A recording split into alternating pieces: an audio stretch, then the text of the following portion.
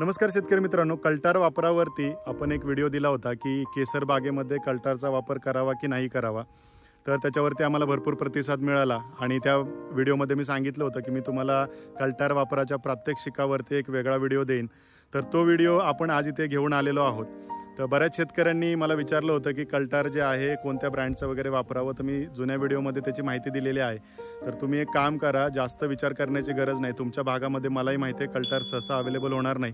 कोकणामध्ये जर तुमचं कोणी प्रचलित संबंध असतील तर त्यांना विचारा, तिथून तुम्हाला एक चांगल्या प्रतीचं कल्टार हे अवेलेबल होऊन जाईल.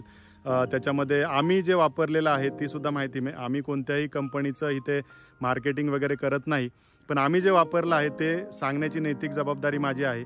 आम्ही दोनागिरी ह्या कंपनीचं बोल्टार नावाने 23 SC% हे जे येतं बोल्टार हे वापरलेलं आहे आम्ही आमच्या बागेमध्ये. ही आमची बाग 5.5 वर्षाची आहे.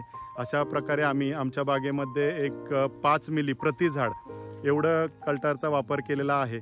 तर मित्रांनो, आता हे जे आपण कल्टार आहे ते कसं वापरायचं हे पाहूया. तर ज्या वेळेला तुम्ही तुमच्या बागेमध्ये कल्टार घेताय त्याचं प्रमाण मी तुम्हाला सांगितलं. झाडाचा जो शाकीय विस्तार वगैरे आहे त्याच्या तुमचं 2 मीटरचा जो विस्तार असेल तर त्या 2 मीटरला तुम्ही 2.5 मिलीने गुणिले करून गुणाकार करून जेवढं प्रमाण येईल तेवढं तुम्ही वापरायचं आहे. आमच्या बागेचा शाकीय विस्तार 2 मीटरच्या आसपास आहे. बुंद्यापासून ह्या साईडला 1 मीटर, ह्या साईडला 1 मीटर, म्हणजे टोटल 2 मीटर. त्या 2 मीटरला 2.5 मिलीने आम्ही गुणाकार केला तर आम्हाला सरासरी एक 5 मिलीचं प्रमाण मिळालं. ते 5 मिली आम्ही 1 ते 1.5 लिटर पाण्यामध्ये टाकून प्रति झाड ते टाकलेलं आहे. तर आता तुम्ही म्हणाल की सघन पद्धतीने, आता ही जर तुम्ही बघितली तर आमची सघन पद्धतीने लागवड केलेली आंबा बाग आहे. सघन आंबा बागेमध्ये चारी साईडला खड्डे घेणं वगैरे सहसा पॉसिबल होत नाही, कारण झाडं फार जवळ आहेत. तर आम्ही काय केलं ते तुम्हाला सांगतो. म्हणजे ही सुद्धा शास्त्रशुद्ध पद्धतच आहे, असं काही नाही आम्ही काही वेगळं वापरतोय. पण आम्ही ज्या पद्धती वापरतो त्या प्रचलित आहेत आणि त्याचा आम्हाला फायदा हा नक्कीच होतो. पण जास्तीत जास्त शेतकऱ्यांपर्यंत ती पोहोचावी म्हणून आम्ही नेहमीच प्रयत्नशील असतो. आम्ही काय केलं, याच्यामध्ये गड्यांच्या साहाय्याने किंवा लेबरच्या साहाय्याने पार घेऊन, म्हणजे पारीने झाडाच्या चारी बाजूला असं नाही म्हणता येणार, पण 2 बाजूला, म्हणजे ह्या साईडला 2 खड्डे आणि त्या साईडला 2 खड्डे, असे 10 ते 12 सेंटीमीटरचे खड्डे पारीच्या साहाय्याने घेतलेले आहेत. आणि त्याच्यामध्ये जे आमचं 5 मिलीचं प्रमाण आम्हाला झाडाच्या विस्ताराप्रमाणे मिळालेलं आहे ते प्रमाण आम्ही 1.5 ते 2 लिटर पाण्यामध्ये मिक्स केलं किंवा टाकलं. त्याच्यामध्ये आम्ही ह्युमिक ॲसिड कालवलेलं आहे. ह्युमिक ॲसिडचं प्रमाण जसं मी तुम्हाला आधीसुद्धा सांगितलं की जर तुम्ही 200 लिटर कल्टार बोल्टार तयार करत असाल तर त्याला 2 लिटर म्हणजे 2000 मिलीलिटर एवढं ह्युमिक ॲसिड त्यात तुम्ही टाकणार आहे. म्हणजे एक सरासरी तुमचं 1 लिटरच्या मागे 1 ते 1.5 मिली ह्युमिक ॲसिड येणार आहे. तेही 90 ते 95% जर तुम्ही महाफीडचं 30 ते 35% ह्युमिक ॲसिड वगैरे वापरत असाल तर तुम्ही एक सरासरी 2 लिटर 3 लिटर वगैरे ह्युमिक ॲसिड प्रति बॅलर टाकू शकता. म्हणजे तुमचं प्रति झाड 1.5 ते 2 लिटर जे पाणी तुम्ही करणार आहे त्याच्यात 5 ml जे कल्टार टाकणार आहे त्या 5 मिलीमध्ये 1.5 ते 2 मिली तुमचं ह्युमिक ॲसिड सुद्धा पडेल. आणि ते ह्युमिक ॲसिड मिक्स केलेलं जे द्रावण आहे ते तुम्ही 4 खड्ड्यांमध्ये टाकून घ्यायचे. आता या खड्ड्यांमध्ये जे द्रावण तुम्ही टाकणार आहे ते द्रावण टाकल्यानंतर ते खड्डे थोडेसे मुजवून घ्यायचे. तर तुम्ही इथे पाहिलं असेल आमच्या बागेमध्ये ओलावा हा चांगल्या प्रतीचा आहे.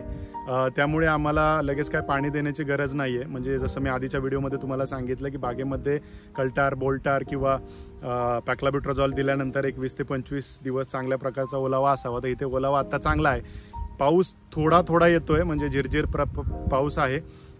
कल्टार जेव्हा दिलंय तेव्हा धोधो पाऊस पडणार नाही याची तुम्ही काळजी घ्या, नाहीतर ते कल्टार निचरा होऊन जाईल, तुमचं नाहक नुकसान होईल. तुम्ही म्हणाल रासकर साहेबांनी सांगितलं आम्ही कल्टार दिलं आणि त्या कल्टारचा आमच्या बागेला काही उपयोग झाला नाही. तर तसं करू नका. बागेमध्ये तुम्ही पाहताय गवत नाहीये. गवत असल्यावर कल्टार द्यायचं नाही. गवताचं पूर्ण नियोजन करून घ्या आणि त्याच्यानंतर कल्टार द्या, हेही फार महत्त्वाचं आहे. नाहीतर कल्टार हे गवत खाऊन टाकेल, झाडाला काही मिळणार नाही.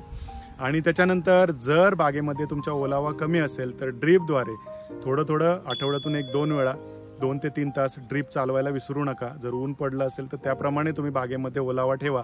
म्हणजे तुम्हाला 1 सप्टेंबरपर्यंत बागेमध्ये ओलावा ठेवायचा आहे आणि सप्टेंबर नंतर बागेला एक 20 ते 25 दिवसाचा ताण द्यायचा आहे. ते 20 ते 25 दिवसाचा जेव्हा तुम्ही ताण द्याल आणि तो ताण जेव्हा संपेल त्यावेळेला तुम्हाला जाणवेल की जी तुमची फूट निघालेली होती ऑगस्ट सप्टेंबरमध्ये पॅक्लाब्युट्राझॉल दिल्यानंतर ती चांगल्या प्रकारे परिपक्व होऊन त्याला मोहराची सुरुवात झालेली आहे.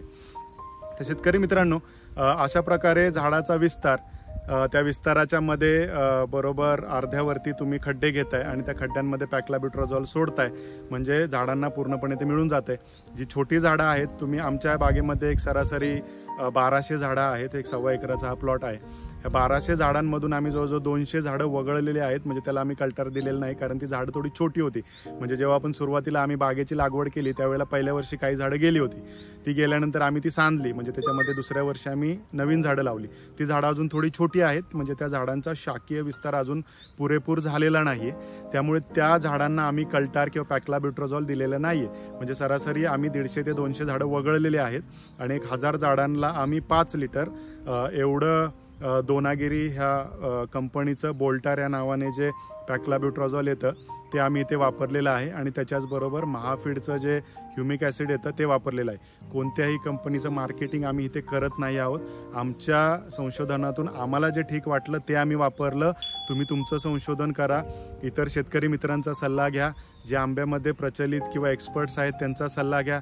तुमच्या भागामध्ये जे पॅक्लाब्युट्राझॉल चांगल्या प्रतीचं अवेलेबल असेल ते वापरा. फक्त आणि फक्त पुन्हा एकदा सांगू इच्छितो, जे पॅक्लाब्युट्राझॉल कल्टार वापराल त्याचं प्रमाण सुनिश्चित करा, जास्त देऊ नका. बाग आपल्याला सघन पद्धतीची असेल तर 10 ते 12 किंवा 15 वर्ष चालवायची आहे. पारंपरिक पद्धतीने जर बागेची लागवड केली असेल तर अगदी 20, 25, 30 वर्षसुद्धा ती बाग चालते.